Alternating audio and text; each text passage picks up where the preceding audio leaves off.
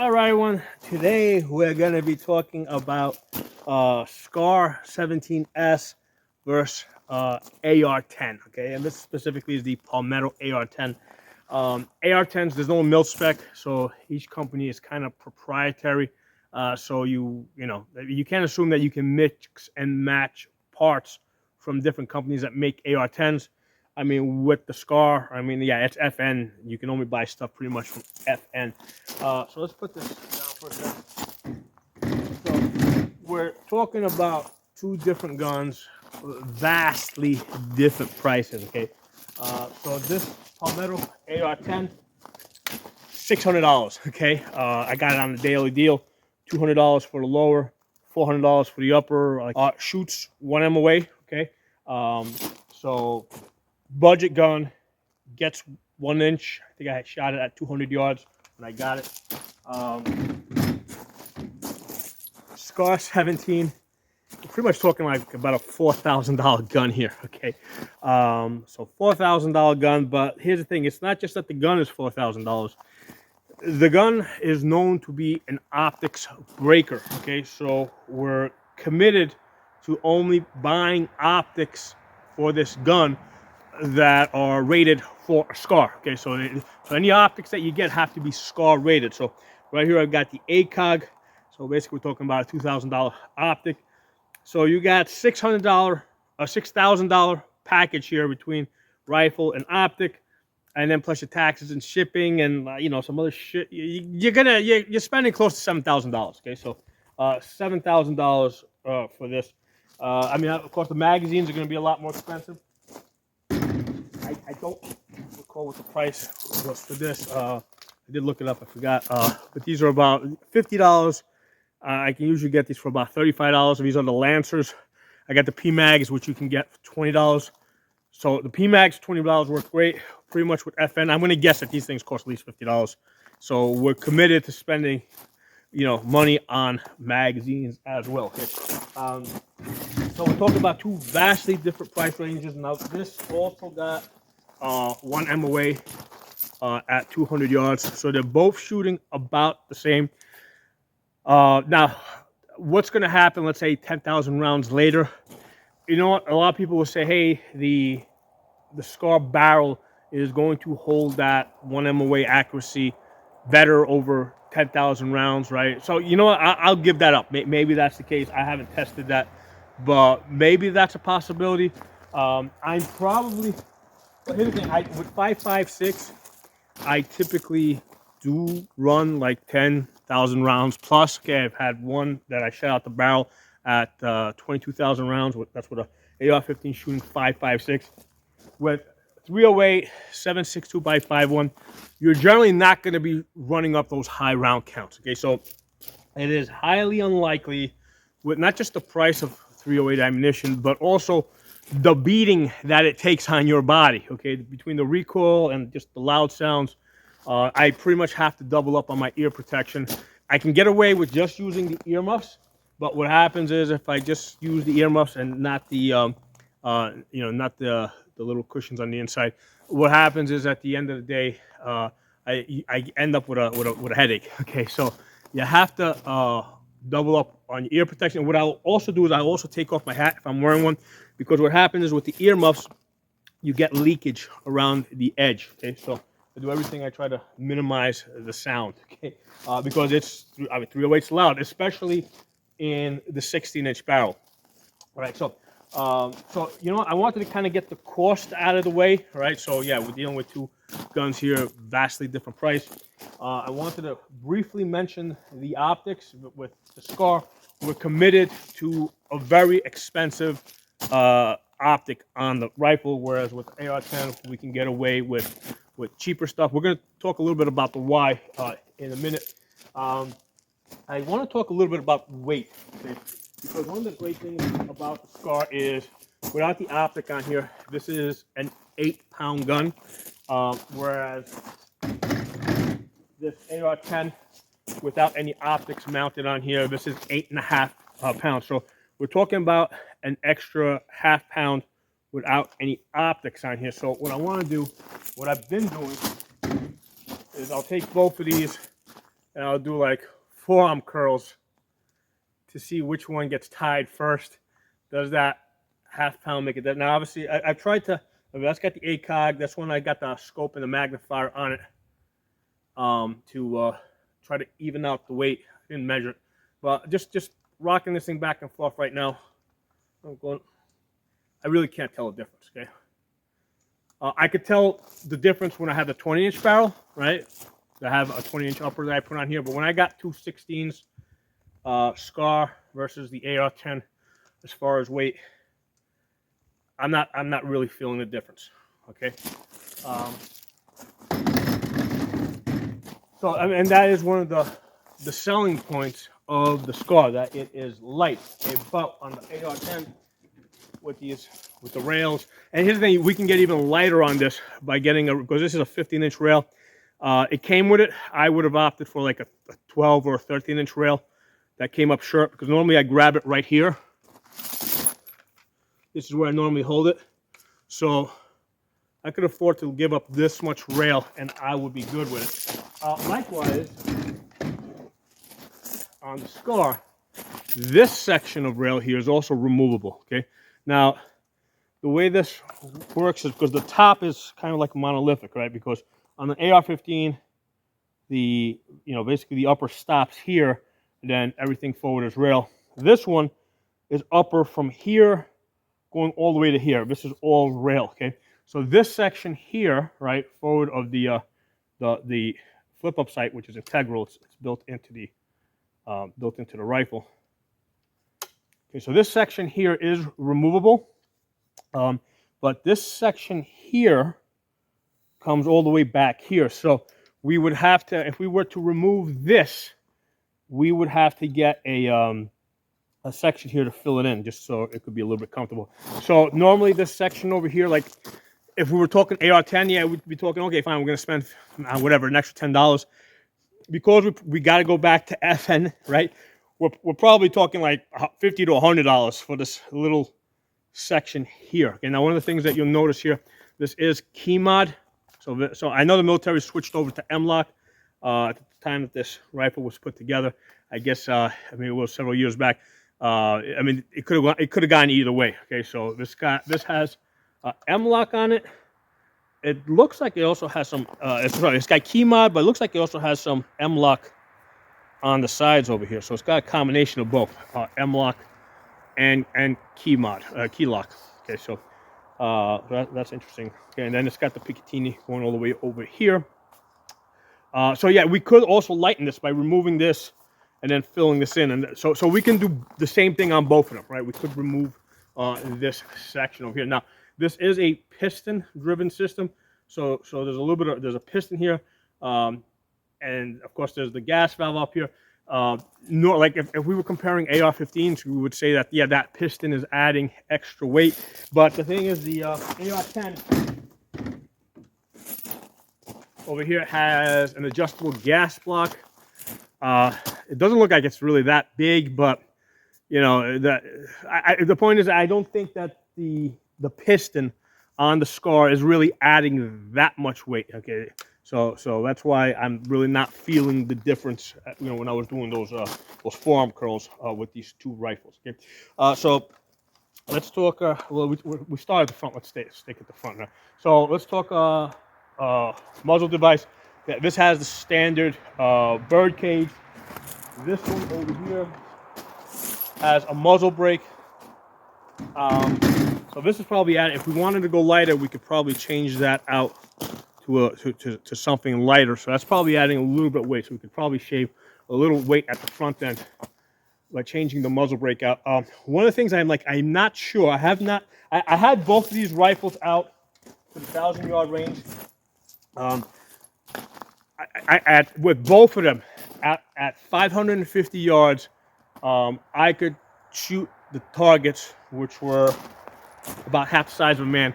With both of them at 550 yards, I could hit the targets with great confidence. Like I could hit them 100%, almost if not 100% of the time, 95% of the time. They were 25-pound steel plates, so Sometimes they weren't because at the 308 it's lost a little bit of energy at 550 yards, and those are heavy targets. So I wasn't necessarily knocking them over with the first hit, but by 2 or 3 hits they were going over. So with either rifle, I mean, it is absolutely good for 550 yards. Okay. Now when I went to when I was shooting the 550 yards, I had the ACOG on that one. I had a 1 to 10 scope on this one. So it was easier with the 1 to 10 scope, right? Because I could zoom it up. But that's a scope issue. That's not a rifle issue. Okay. So what it is, I took off the 1 to 10. I put this configuration on because I wanted them both set up for for a little bit as battle rifles. And I wanted to see how the two would feel side by side. So, if you put an ACOG on either one of these, or if you put like a red dot magnifier on either one of these, they're both going to feel the same.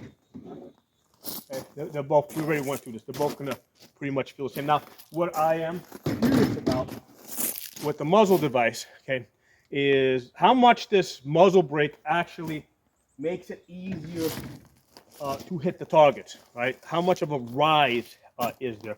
Now, when I was at the 550, when I was shooting at 550 yards, I could not notice the difference between the muzzle brake and the one with that which had the flash hider. I could not notice a difference.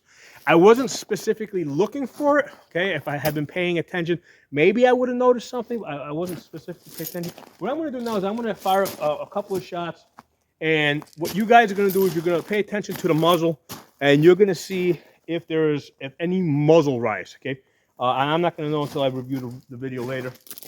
So let's do that. I'm going to fire 4 shots on each. Pay attention. Let me take this head off. Pay attention to the muzzle. See if the AR-10 with the bird cage has more muzzle rise.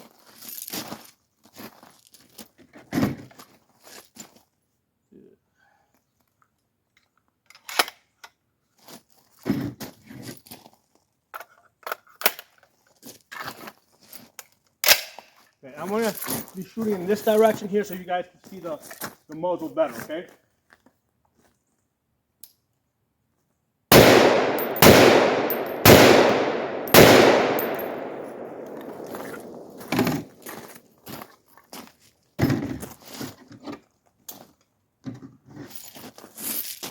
Now these are 147 grains versus 150 grains that I was shooting the other day.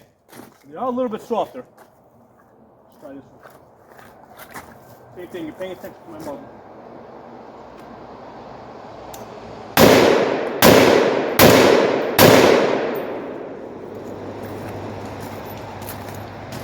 I mean, as far as the gun lifting and having it come back on target, I mean, me actually shooting it, I couldn't feel anything. Okay? I could not feel any difference while I was shooting it. Now, as far as felt recoil, with the 147 grains, which is a little bit has a little bit less energy, right? I think I ran them through the chronograph using these Freedom Munitions 147 grains. Okay, on the 16-inch barrel, this has about 2,200 foot-pounds of energy. Okay, so when I shot it with the the recoil really wasn't bad with either. When I shot it with the 150 grains, which has a little bit more energy, that one had 2,300 foot-pounds of energy in 16-inch barrels. That's what I was shooting the other day at the when I was shooting the 550 yards, and I shot a lot. I mean, I probably shot at least 60 rounds on each rifle. The recoil of the Scar is like pop. It's definitely sharper. It's like poof, poof, poof, poof. Okay, whereas the recoil felt with the AR-15 doesn't feel as sharp. I mean, it moves you, right? You feel it, but it seems like it's more spread out, and we'll talk about why. Okay? So,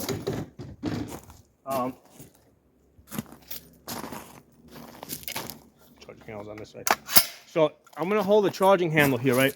So you can see with this charging handle, just using my one finger here, you can see how easily there's like almost no resistance. Okay, so when the gun goes boom, bullet goes out the barrel, this bolt just like boom comes straight back, right? Boom. Okay, and it's like sudden, it goes right into your chest, and you know, so it's very sharp, especially when you're shooting the hotter ammunition. Okay? With the AR-10, okay, I cannot pull, like, I mean, I can't just go like this and pull it back. I have to grab this. Okay, there's a lot more spring tension. So what's happening with the AR-10, you got a buffer weight up here, and I did add a slightly heavier one than stock. I got a 5.6 ounce core value, and I also have a slightly heavier sprinkle. I got the sprinkle orange, okay? So the spring and the buffer weight are acting like a shock absorber, okay? So the recoil is coming straight back into the bolt's pushing back. So this is picking up a lot of that recoil. Now, what's also happening is because you've got this heavy spring that's coming all the way back, when this goes forward, it's also driving that bolt forward with more force, okay? So you're getting like a soft pushback, but then the bolt also, as it goes forward, it also goes forward a little bit. Okay, so there's force going both ways, right? So with the when I'm shooting the SCAR, it's really sudden, straight to the back, really fast, really sharp, and when it goes forward, I don't feel anything. Okay, so the recoil is going to be felt very differently, and that has to do with just the recoil springs. Okay, that one's got a much stiffer one. It's got a buffer weight. It's absorbing the recoil and it's spreading it out, even though it's shooting the same ammunition. So the pressure back, right, or the force, the rearward pressure from the same ammunition is going to feel exactly the same. The gun absorbs it differently and it passes it on to you a little bit differently. Okay, so SCAR, very sharp versus the AR-15, a little bit more spread out, especially if you've added a heavier spring. Now, can you add a heavier recoil spring to the SCAR? I'm sure you can. I'm sure they do sell them. But again, I mean, you probably gotta, there's probably only so many companies that make aftermarket parts for the SCAR. Okay, so you're probably looking at paying big money to soften up that recoil. Now, let's talk about the gas. Both of these guns have adjustable gas valves, which is a very good way to cushion the recoil, right? You want, if less gas comes into the system, you're going to get less recoil. So this Palmetto AR-10 has something like 50. They say 17 adjustable gas positions. It's really more like 15. Did another video on that. Hold on, let me get you guys the Allen key. So you've got this Allen key. You got to put down in there, and you got to turn it to adjust it. Really easy. And here's the thing, it's got 15 solid clicks. I'm usually working somewhere between 1 and 5. Okay, I'm only using the first 5. First one's supposed to be for using the gun suppressed. So it's either 1, or if it's really hot ammo, maybe I'll go down to 1, but usually it's either 2 or 3, maybe 4. If you're using like subsonic 308s, then you may have to go up to, like whatever, 10, 12, okay.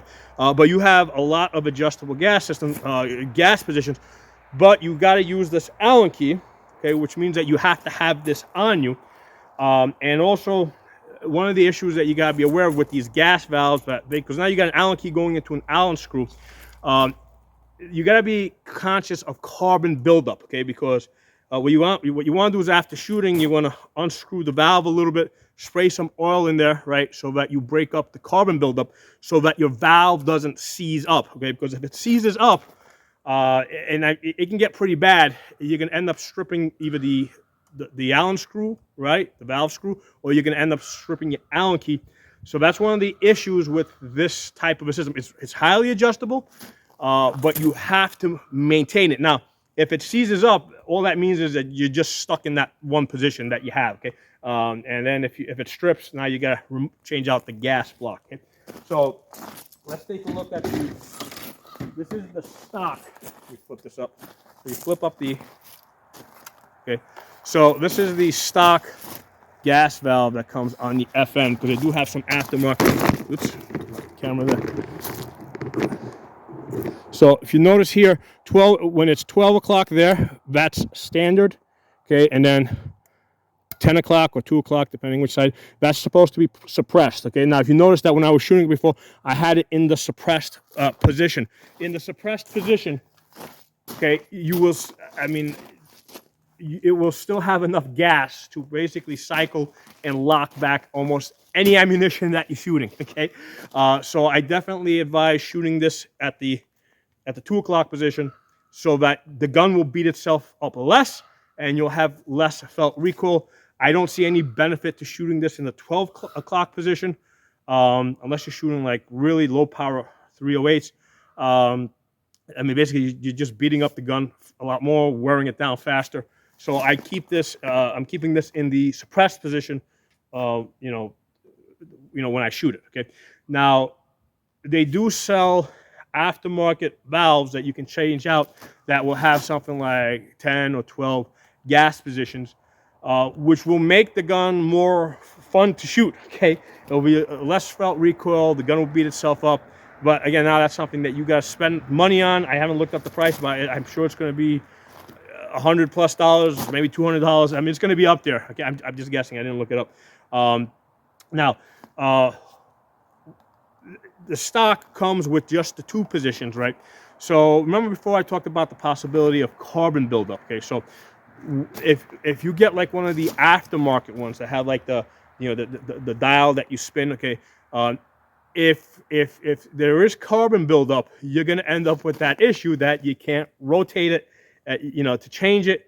You won't actually, if you can't rotate it, you might not even be able to get it off. So you have to really maintain it. With this 2 position, right? I mean, this is really meant to be soldier proof, because if this gets, if this seizes up, well, you just take a freaking hammer or something, or some type of a tool, and you just hammer it, and it's going to flip it over. Okay, so this 2 position is probably a better choice for a combat rifle. Okay, so this is an important difference here. What's best for a combat rifle that is going to be used by soldiers, right? That it's not their equipment; they're not going to look after it as much as well as you do.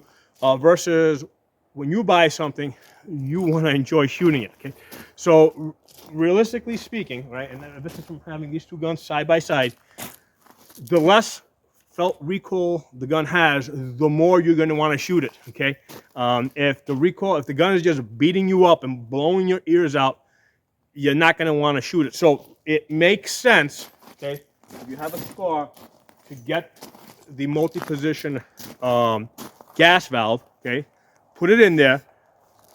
Because okay, let's say if it looks like everything's going to shit, well, then you can just switch back to the 2-1, right? You can swap it out. Okay, so it's nice to have both of them, right?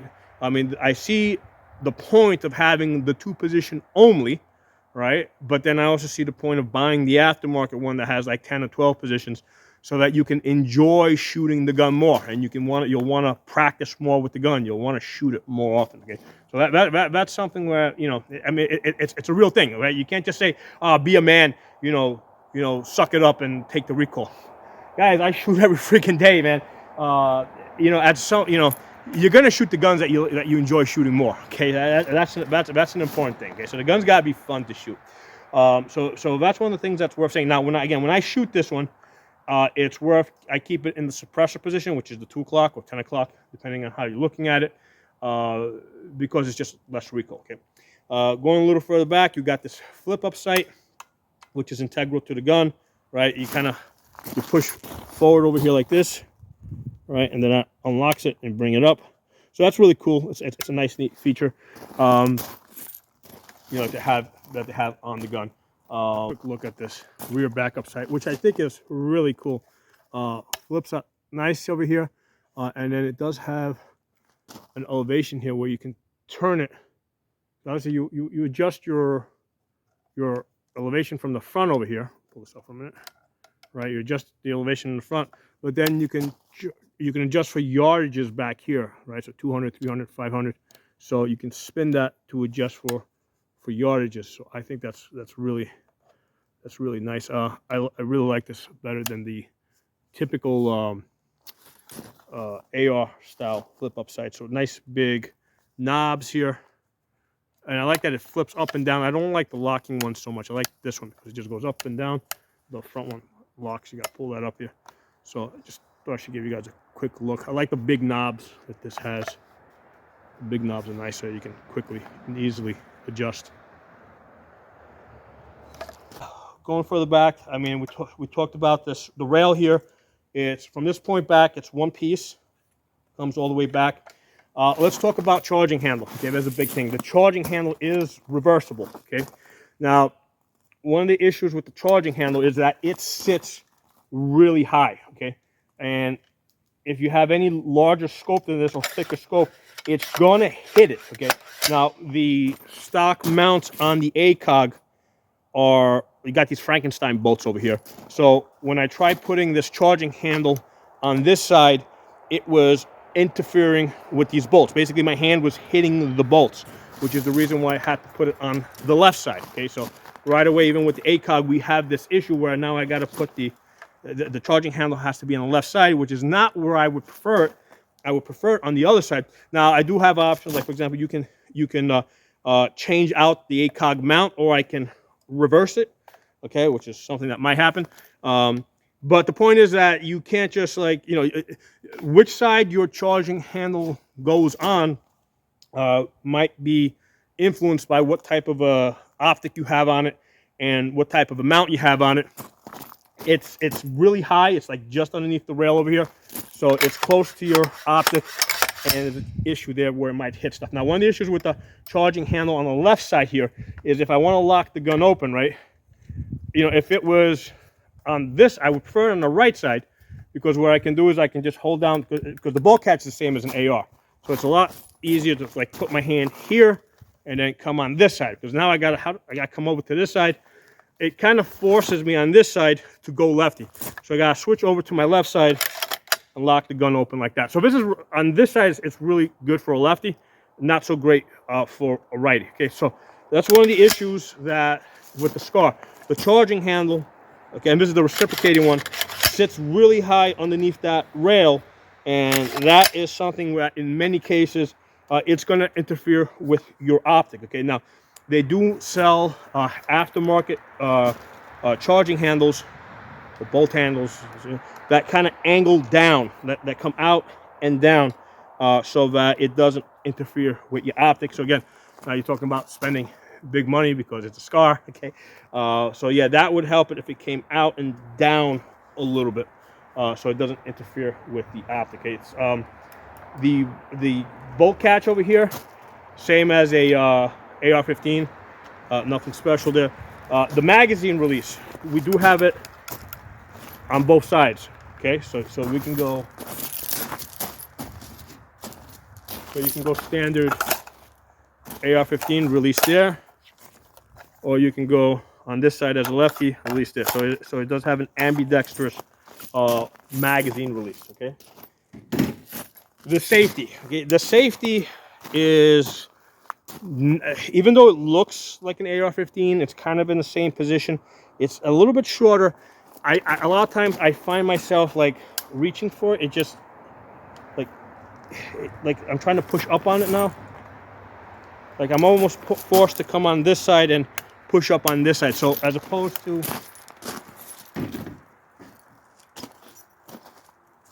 AR-15, I find it a lot easier to roll that. See how I'm rolling that a lot easier? Okay.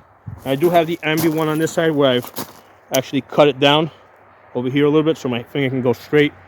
Okay. So there's something about the AR-15 safety. They call it safety torque. There's something about the AR-15 safety that feels a lot easier to work with. So that's one of the first things when I started working with the Scar, that I felt that like you can kickstart it down, but coming up, you can't just, you know, I know what it is. It's because it's at the 45. Because it's at the 45, you can't quite roll it back the same way. See how I'm slipping on it? So if it was a little bit longer, it might work. But anyway, that's just something to be aware of. I'm sure that you can get aftermarket. There's aftermarket choices for this, and it's the short one on the other side is like really short.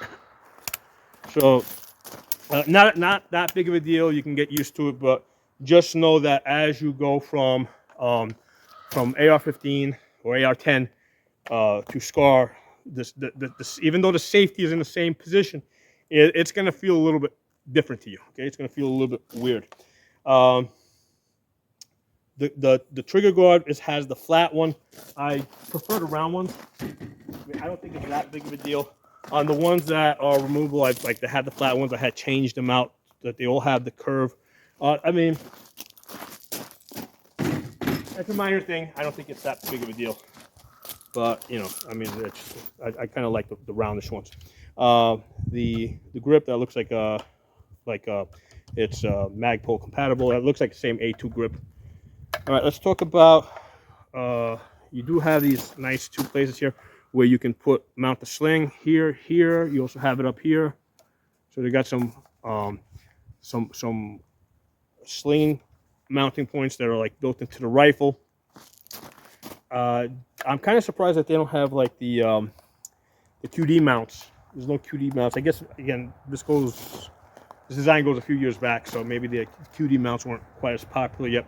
The stock, it has the side folding stock. Push here. Oh, no, that's down here, and it folds. Okay. One of the issues that the early SCARs had is like if you had it here and you just went like that, it would fold on you. Okay, so that was one of the early issues with the SCARs, and it looks like it's been corrected. Right, if you go like this, it doesn't just collapse on you. One of the cool features is that it does rise over here, right? So there's a button here. This does come up, so you got a little bit of a higher comb if you want one. So that's a nice feature. And then got the UGG boot here where you push down, goes out, and so that's. So I mean, these things are like, definitely like SCAR. I mean, this stock makes the SCAR stand out more than anything. Okay. So how do I like it? I mean, I love it. I mean, I think it's a great gun. I like it. Do I like it? Now, here's the thing. Do I like it? $4,000. Well, it's $4,000 plus we're committed to the $6,000 scope. Do I like it? $6,000? No, I don't think I like it that much. Okay. I hope that the patent on the SCAR expires soon. Okay, and Palmetto starts cranking out some SCAR clones. Okay, that's what I would really like. And at that point, I think I would definitely recommend everybody have one. Okay, because it is very nice. I like it. This is probably like one of the. This is the only rifle so far, right, that I have come across where I'm like, yeah, like get this. This is a good choice. Because there are other stuff. Because normally I'm like, yeah, go AR-15, go AR-10. Usually I tell people to stick with the AR platform, go to AR-9. And I kind of like the fact that, like, if you practice on an AR-9, everything is compatible. Like it's very similar to an AR-15. If you practice with an AR-15, it's very similar to an AR-10. So I usually tell people to stick to ARs and Glocks for that matter. And the reason why, part of the reason for that is because, proven reliability, easy to get aftermarket parts, okay? Easy to fix the guns yourself if they break, okay? So with AR-10s, because this AR-10, like the trigger group and a lot of the parts are AR-15 compatible, so that's one of the reasons why I like AR-10s. With the SCAR, I mean, everything is SCAR, man. Everything is FN. Like the trigger group, everything. I mean, there's probably a few companies out there that might make some aftermarket stuff, but there's not too many of them, so you don't have as many choices. But that said, the SCAR is like the only gun where it's like, okay, I really can't wait until this the patent expires on this, because I definitely want to get a few of these, okay? Because it's a really nice gun. It is a really nice gun. I would definitely start messing around at some point with a heavier recoil spring to see if to try to like soften up that recoil, and also get an adjustable or gas valve that has more adjustable gas position. So those are the two things, like three things actually. I would adjustable gas valve that has more positions, charging handle that's that basically curves down a little bit so it doesn't interfere with my optics as much. I might want to look at some other safety switches to see if there's one that just is more like my AR-15, AR-10. Because this one's just, you know, maybe a little bit longer. Maybe I think it might just be an issue of it because it's in the same position. So I think it's just a question of it being a little bit shorter, a little bit thinner. So that's you know, I might look at changing that out. Trigger. I was shooting this. Let me see. I didn't feel like it's. I mean, it's a stock mil spec trigger. It's not harsh. It's nice. Like I was shooting at 550 yards, taking accurate shots. Like I felt good. So I wouldn't necessarily change the trigger. I think that's pretty good. Let me do this. Let me give you guys a look inside the rifle. Let me pause the camera, bring it a little bit closer. All right, so takedown on this.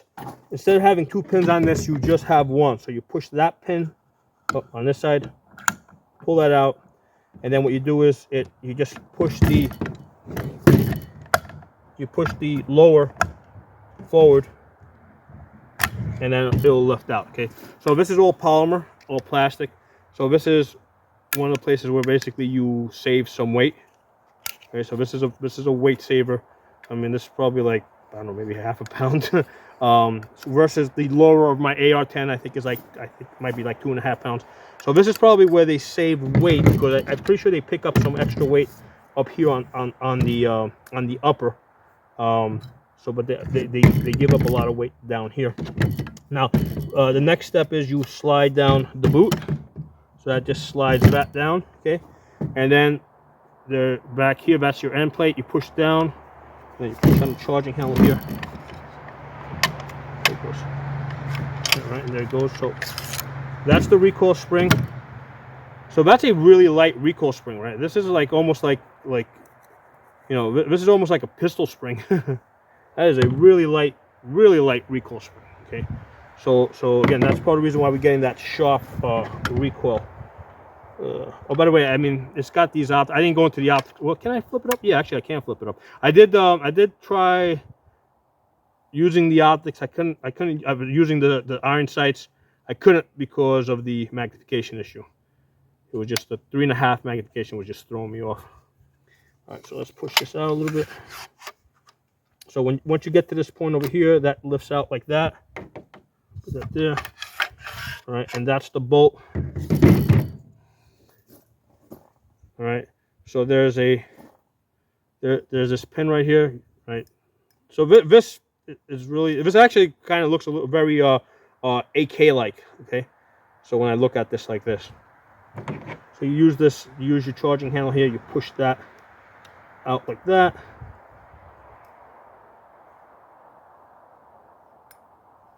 The firing pin comes out.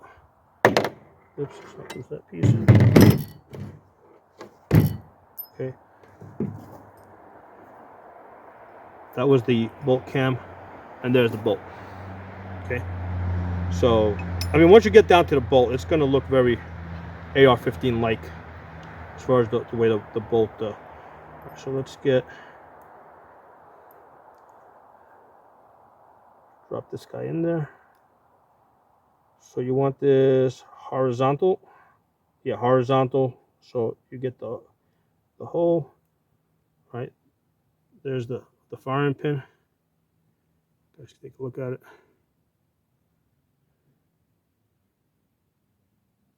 So it's very distinctive because it's got, show that like that, right? And then take this piece,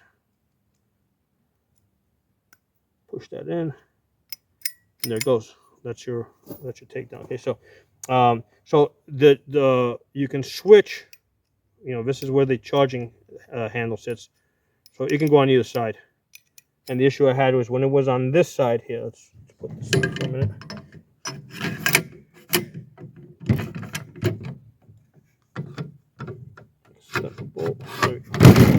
Okay, so when it's on this side, you can see how my hand and these Frankenstein bolts here are interfering with each other. So the solution I think would be to just reverse these to the other side. So let's get this back in place. So you drop that in right there, push that forward. Okay, so its takedown's pretty simple.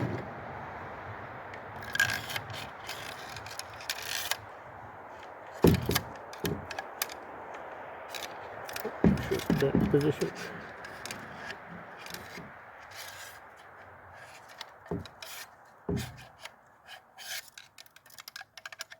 Look, there it goes.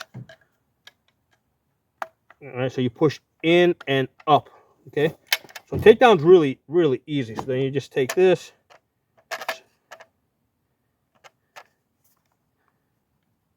By the way, I didn't get into taking apart the gas valve. I don't want to do that outdoors. So we're not going to get into that. So then you just slide this. Okay, so that slides up like that. And then, yeah, I can't get over how light this thing is. So basically, put that, you back first, then push it back, and then push down, and then that's it. Really easy. So yeah, I forgot that this was a 45 degrees. That's probably one of the things that's like messing me up because I'm used to the 9 degrees, which rolls all the way down. So yeah, I prefer the 9 degree versus the 45 degree.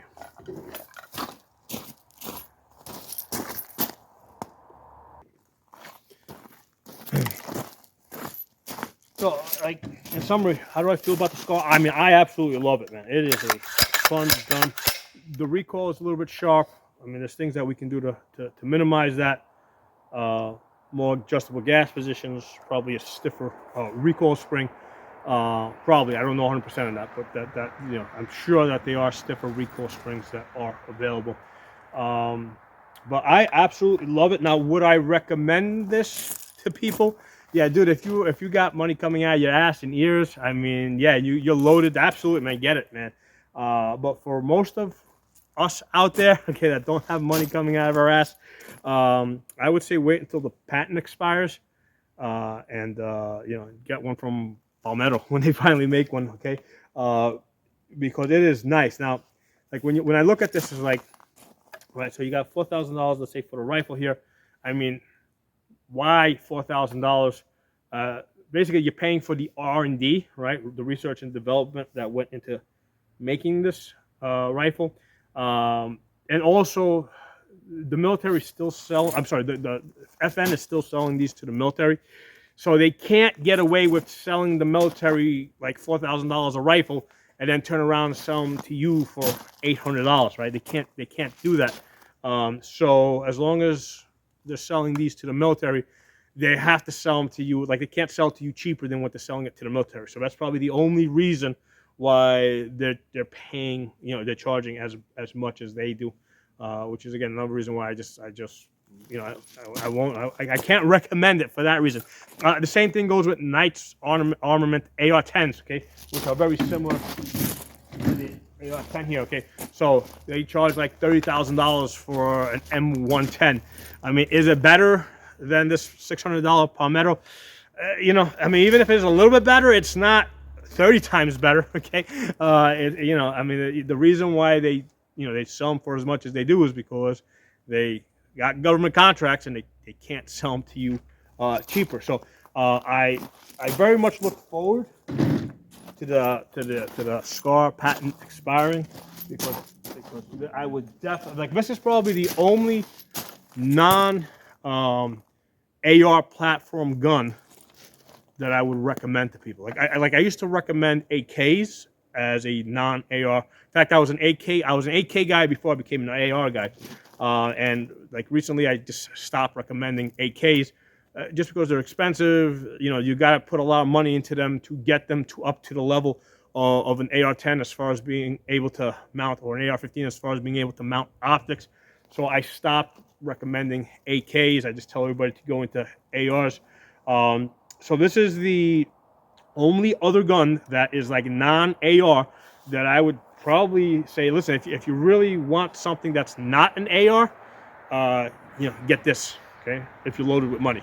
or wait until the patent expires. Okay, because this is a really nice machine. I mean, just it's really nice. I love the color, by the way. It's one of the things I love about it. I wish they would get away from making these black guns. I mean, you know, if you got one or two of these black guns, they're like really cool. But when you have like dozens of them, and you know, you open up a safe and you got one black gun after another one after, it's like, okay, guys, give me another color already. Okay, so I really like the color on this. It looks really cool, especially like the two. You know, you got two colors here. So I absolutely love this gun. I would definitely recommend it for you if it is within your budget. Don't pay for it. Don't buy it if it's not in your budget. For most people, you know, rather than spending, remember, you also committed to spending big money on an optic. Rather than spending $6,000 to $7,000 on this, I will recommend to people, you know, spend $600-700 on this, and then get $4,000 in ammunition and training, and also range time, right? Because a lot of times going to the range, you know, like take extra days off from work, right? That can be part of that money, right? So instead you're making less money at work, let's say, because you're spending more days at the range. I would rather you put money, time, effort into shooting rather than having a really expensive gun that just sits in your safe. Okay, but you know, absolutely love it. I mean, there's a couple of things I would change that I said, like the gas valve, the safety, the charging handle. A couple of things I would change on this, but overall, I absolutely love the gun. So drop some comments. Let me know what you guys think, and I'll talk to you soon.